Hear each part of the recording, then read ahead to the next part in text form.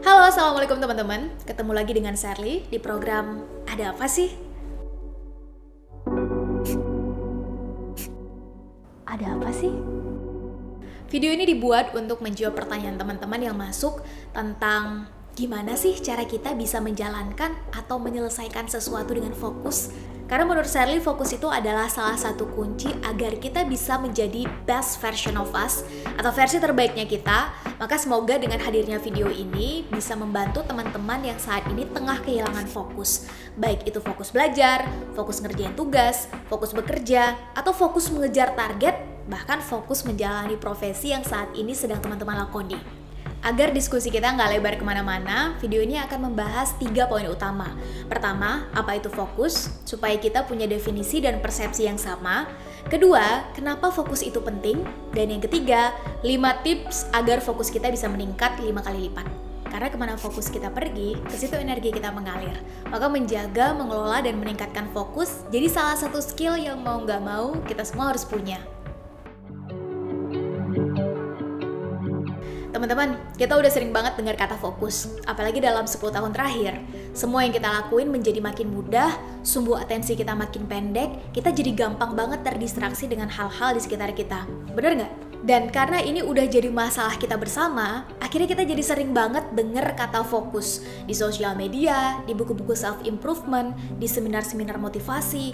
Fokus, fokus, fokus. Kita dianjurkan untuk fokus di mana-mana. Pertanyaannya adalah, fokus itu apa sih? Yuk kita bahas. Menurut Kamus Besar Bahasa Indonesia, fokus punya 3 arti. Pertama, titik yang berkumpul. Yang kedua, terpusat. Dan yang ketiga, menonjolkan satu bagian atau sisi daripada bagian atau sisi lainnya. Ada banyak hal penting dalam hidup kita, teman-teman. Nah, fokus menurut Merriam-Webster bukan melupakan hal penting lain, namun memilih hal penting mana yang akan kita selesaikan dulu dan memusatkan perhatian atau konsentrasi kita pada satu hal penting dalam satu periode waktu tertentu. Gimana cara kita menentukan mana yang penting? Teman-teman bisa pakai skala prioritas, dan itu mungkin akan kita bahas dalam video selanjutnya. James Clear mendefinisikan fokus dalam arti yang kurang lebih sama, yaitu in order to concentrate on one thing, you must be by default ignore many other things. Agar kita bisa memusatkan konsentrasi pada satu hal, maka secara sadar kita harus mengatakan tidak pada hal lainnya. Focus doesn't mean a permanent no, but it requires a present no. Bukan mengatakan tidak untuk selamanya, namun tidak untuk sekarang. Karena kita selalu punya opsi untuk menunda pekerjaan. Namun untuk bisa menghadirkan fokus, apalagi deep focus, maka kita harus memilih dan memutuskan satu hal yang akan dikerjakan pada satu waktu. In other words, focus requires us to do only one thing at one moment. Nah, sekarang kembali ke kita teman-teman, ke diri kita masing-masing. Masalah kita sekarang adalah deciding one thing to be done at one time, or focusing on the things that matter and ignore the things that don't. Back to the topic, teman-teman, sekarang kita udah punya pengertian yang sama tentang fokus, yaitu menonjolkan satu bagian atau satu hal atau satu sisi dibandingkan bagian atau sisi lainnya. Dan menurut Sherly, ini adalah the art of decision, seni dalam kita memutuskan mana yang penting dan mendesak. Dan kadang-kadang kita ragu untuk memutuskan sesuatu. Karena rasa ragu ini, akhirnya kita menunda-nunda. Alhasil, kita nggak tahu mana yang penting dan mendesak untuk kita kerjakan. Saat hal ini terjadi, maka otomatis kita nggak bisa fokus. Karena kita juga nggak tahu apa yang harus kita kerjakan duluan. Impact-nya adalah kita akan gampang menunda-nunda pekerjaan. Video menunda-nunda atau procrastination bisa kalian tonton di Ada Apa Sih? Episode keempat ya. Teman-teman, cara terbaik untuk memaksimalkan sesuatu adalah hilangkan semua hal yang tidak mendukungnya. Hapus bagian-bagian yang tidak memberi added value. Sama halnya dengan fokus. Apa yang membuat kita tidak fokus adalah distraksi. Dan semua hal yang di luar dari pekerjaan kita adalah distraksi. Apapun itu, mulai dari notifikasi sosmed, tumpukan tugas lain, organisasi, janji dengan teman, bahkan pekerjaan lain yang menuntut tanggung jawab kita, namun tidak mendesak, juga bisa dikatakan distraksi. Distraksi itu ada yang dari luar dan ada juga yang dari dalam diri kita. Yang akan kita bahas di part ini adalah 3 distraksi yang muncul dari diri kita sendiri, kenapa kita nggak bisa fokus. Distraksi pertama adalah mitos multitasking. Teman-teman, kita bisa mengerjakan 2 atau 3 hal dalam satu waktu. Contohnya, kita bisa nonton sambil makan, kita bisa dengerin musik sambil masak, kita bisa jawab email sambil teleponan.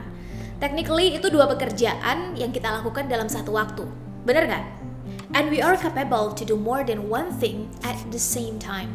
Yang tidak mungkin adalah concentrating on 2 tasks at once. Yang nggak mungkin adalah memusatkan konsentrasi pikiran kita pada 2 hal secara bersamaan di waktu yang sama. That's impossible, itu nggak mungkin. Teman-teman nelpon nih sambil balas email. Teman-teman pilih, teman-teman mau fokus pada kata-kata yang sedang ditulis atau ucapan dengan orang yang di seberang sana. Teman-teman masak sambil nonton, pilih mau fokus pada filmnya atau pasta yang sedang teman-teman buat. Nge-zoom sambil chattingan sama kawan, pilih mau fokus pada chattingannya atau isi seminar di Zoom yang sedang teman-teman ikutin. Multitasking ini memaksa otak kita untuk memindahkan konsentrasi secara cepat dari satu titik ke titik lainnya, dari satu bagian ke bagian lainnya, dan switching proses ini membutuhkan switching cost. Sebuah penelitian yang dipublish di International Journal of Information Management tahun 2003 menunjukkan bahwa orang ngecek email 5 menit sekali ternyata membutuhkan rata-rata 64 detik atau kurang lebih 1 menit untuk kembali sadar dengan pekerjaan sebelumnya setelah mengecek email. Konteks di zaman sekarang adalah kita hitung ke diri kita masing-masing. Kira-kira kita ngecek notifikasi di HP berapa menit sekali ya? Atau kira-kira emak di rumah akan manggil kita dalam 1 jam berapa kali ya?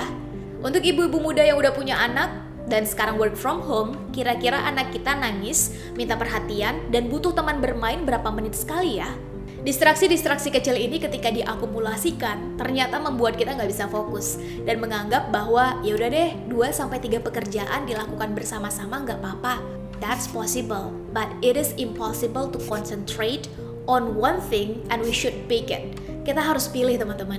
Dan ternyata hasil antara kita yang mengerjakan banyak pekerjaan namun gak fokus dengan kita yang hanya memilih satu dan memfokuskan pikiran kita ke pekerjaan itu ternyata berbeda kualitasnya. Ini bukan tentang benar dan salah, namun ini tentang pilihan. Kita mau mengejar kuantitas banyaknya pekerjaan yang diselesaikan atau kualitas dari hasil pekerjaan yang kita lakukan. Kita nggak bisa ambil keduanya. Kecuali kalau kita mendelegasikan pekerjaan itu pada orang lain dengan standar yang udah kita tetapkan. Artinya, fokus kita tidak hadir di waktu yang bersamaan. Alasan distraksi yang kedua adalah we don't have a big picture. Kita nggak punya target. No clear vision, no clear goal. Kita nggak punya gambaran besar, yang kita kerjakan ini sebetulnya targetnya apa sih? Tujuannya apa? Motivasinya apa? Goalnya kemana? Sangat wajar kalau James Clear bilang bahwa productivity is always started from the end. Produktivitas itu selalu mulai dari akhir. Maksudnya apa? Produktif ini kan butuh fokus yang sustain, yang jangka waktunya lama. Nah jangan-jangan nih selama ini kita nggak punya gambaran atau big picture yang jelas sebetulnya target kita apa. Untuk yang sekarang masih SMA, kira-kira mau lulus dan lanjut kuliah di bidang apa nantinya? Yang sedang kuliah, kira-kira lulus kuliah mau ngapain? Yang udah bekerja juga sama, 10-15 tahun ke depan ngelihat diri sendiri kayak gimana? Dengan kita bisa nge-zoom out mindset dan cara pandang kita akan bisa ngelihat gambaran besar dari apa yang sedang kita kerjakan. Dan tahu nih bahwa kita harus memusatkan perhatian kemana. Distraksi internal yang ketiga adalah kita nggak punya alat ukur atau measurement atas diri kita sendiri. Teman-teman, seringnya yang membuat kita nggak fokus adalah ketika apa yang terjadi di sekitar kita lebih menarik untuk kita perhatikan daripada menyelesaikan apa yang udah kita mulai. Alhasil, kita akan terus melihat rumput tetangga yang lebih hijau dari rumput kita yang sedang kita semai. Kita sering ngebanding-bandingin diri dengan orang yang akhirnya fokus kita ambiar sebelum kita selesai dengan goal kita sendiri. Ada 5 tips yang pengen Sherly bagi, setidaknya ini yang udah Sherly coba dan cocok dengan Sherly. Pertama adalah tentukan goal, tetapkan target yang jelas. Zoom out, look at the big pictures. Tentukan kira-kira goal teman-teman adalah apa. Mau lulus tepat waktu, lulus dengan nilai tertentu, mau punya usaha di usia tertentu, mau lulus di jurusan dan universitas tertentu. Kadang-kadang nih, kita sebagai pemain utama dalam kehidupan kita nggak tahu blind spot kita di mana. Dan ini bukan karena kita nggak mau memperbaikinya, tapi karena kita nggak sadar di mana blind spot kita. Solusinya bisa 2. Pertama, kita sendiri mencoba untuk zoom out dan lihat target jangka panjang kita itu sebetulnya apa. Atau yang kedua, kita bisa tanya ke support system kita. Menentukan goal ini minimal dengan SMART goal setting. Specific, measurable, achievable, realistic, and timely. Ini syarat dasar sih. Jadi kita bisa ngatur nih ekspektasi kita dalam membuat target itu sampai kemana. Manage our expectation teman-teman. Gak muluk-muluk, sesuai dengan resources yang kita miliki. Yang kedua adalah mengelola target. Setelah kita tahu nih target kita sampai mana, kita coba kelola target itu. Kadang-kadang goal kita dianggap terlalu besar. Atau kondisinya berbalik. Sekarang goal kita itu terlalu kecil untuk energi kita yang sangat besar. Kalau goal kita terlihat sangat besar, maka pecah goal besar atau target besar tadi menjadi target-target jangka pendek atau target-target yang lebih kecil. Misalnya 10 tahun ke depan, kita mau punya penghasilan tahunan 5 miliar per tahun. Maka mulai kita list nih, kira-kira gimana cara kita ngedapetin 5M tadi. Skill apa aja yang perlu kita pelajari, komunitas apa aja yang perlu kita datangi, mentor seperti apa yang perlu kita dapatkan, dan pecah target-target besar tadi jadi target-target kecil yang jauh lebih realistis untuk kita dapatkan di waktu yang lebih singkat. Atau kondisi kedua, di saat kita merasa energi kita terlalu besar untuk goal yang kecil. Karena yang membuat kita jadi malas dan susah untuk fokus adalah pikiran bahwa udahlah, kita udah biasa ngerjainnya. Pekerjaan yang kita ulang secara terus-menerus akan membuat kita terbiasa dan menguasai skill teknis dalam menyelesaikan pekerjaan itu. Maka, tingkatin lagi goalnya. Ada rumus 4% rules dari Stephen Kotler yang nyebutin bahwa if you want to trigger flow, the challenge should be 4% greater than the skills. Kalau satu target udah bisa kita kuasai atau kita capai, maka segera temukan target yang membuat kita merasa lebih tertantang. Jangan-jangan selama ini kita udah jadi ikan besar di akuarium yang kecil, maka saatnya kita cari akuarium yang lebih besar. Atau mungkin ini saat yang tepat bagi kita pindah ke lautan yang lebih luas, yang resikonya tentu lebih besar. To really achieve anything, we have to be able to tolerate and enjoy the risk. Karena menikmati resiko adalah salah satu indikator bahwa kita fokus dengan proses yang sedang kita lewati. Cara ketiga adalah dengan kita fokus pada proses, bukan pada hasil. Hasil itu penting teman-teman. Sekali lagi, hasil itu penting. Tapi saat kita bicara fokus, maka kita bicara pada proses mencapai hasilnya tadi. Kita udah tahu goalnya, kita udah tahu targetnya. Dan saat kita bisa fokus pada prosesnya, maka kita akan jauh lebih bisa fokus. Contoh, banyak orang yang ingin hidup sehat dengan melihat saya udah turun berat badan 10 kg, maka saya akan hidup sehat.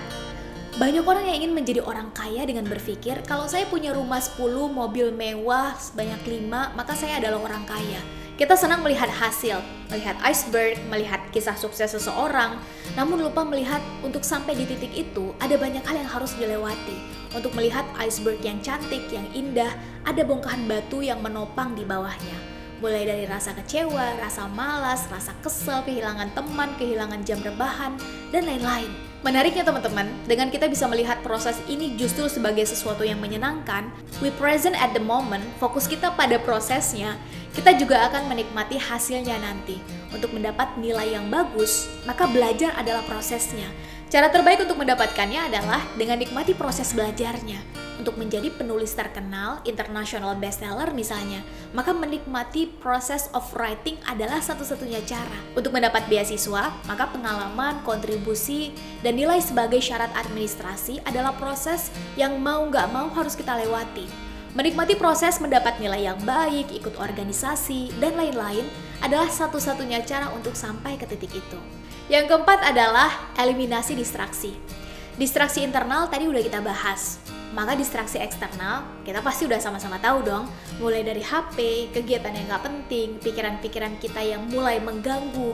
Dan berani mengatakan tidak pada hal yang menjadi distraksi atas fokus kita adalah satu skill tersendiri. Kalaupun distraksi itu masih ada, maka teman-teman bisa sediakan distraction sheet atau distraction book. Lembaran atau buku di mana teman-teman bisa nulis hal-hal yang mengganggu pikiran teman-teman. Misalnya saat Sally sedang mengajar nih, ada ide yang muncul, maka Sally akan tulis aja dulu di distraction book itu. Nanti saat ada waktu luang atau saat kita udah selesai mengerjakan satu pekerjaan, kita bisa ngelihat buku itu lagi atau nge-follow up ide-ide tersebut. Atau teman-teman bisa pakai cara kedua, 5 second rules. Dalam waktu 5 detik, teman-teman harus menyingkirkan distraksi itu dan kembali fokus. Misalnya nih, Sally sedang nulis naskah atau sedang mikirin sesuatu, terus ada notifikasi HP masuk. Maka dalam waktu 5 detik, 1, 2, 3, 4, 5, Sally harus langsung kembali ke pekerjaan. Tips yang kelima adalah berhenti saat kita nyampe, bukan saat kita capek. Push the limit, keluarkan yang terbaik. Saat kita udah punya fokus yang jelas, ekspektasi kita juga udah terukur, tempelin tuh target-targetnya di kamar kita atau di tempat-tempat yang paling sering kita lihat. Jadi kita akan terus-terusan ingat balik, kembali lagi ke target itu, dan kembali fokus ngerjain apa yang udah kita mulai. Saat kita capek, ya kita istirahat sejenak. Charging station ini bisa dengan melakukan apa yang teman-teman senangi. Kasih reward untuk diri sendiri. Bisa dengan kita nonton film yang kita suka, ngopi, mandi, atau dengerin podcast yang memang udah masuk dalam list kita. Bisa jadi chatting dengan kawan, tapi ingat, kasih batasan waktu. Kalau udah selesai, back to the main target. Kembali fokuskan pikiran. Karena namanya kita manusia, maka tubuh kita juga punya hak. Dan saat mental serta emosi kita berada dalam kondisi paling prima, fokus kita juga akan prima. Nah, itu dia 5 tips fokus dari Sherly. Semoga membantu teman-teman yang saat ini sedang berusaha mengembalikan fokus teman-teman. Dan semangat terus untuk apapun yang saat ini sedang sama-sama kita perjuangkan. Terima kasih sudah menonton video ini sampai habis, dan sampai ketemu di video Ada Apa Sih selanjutnya.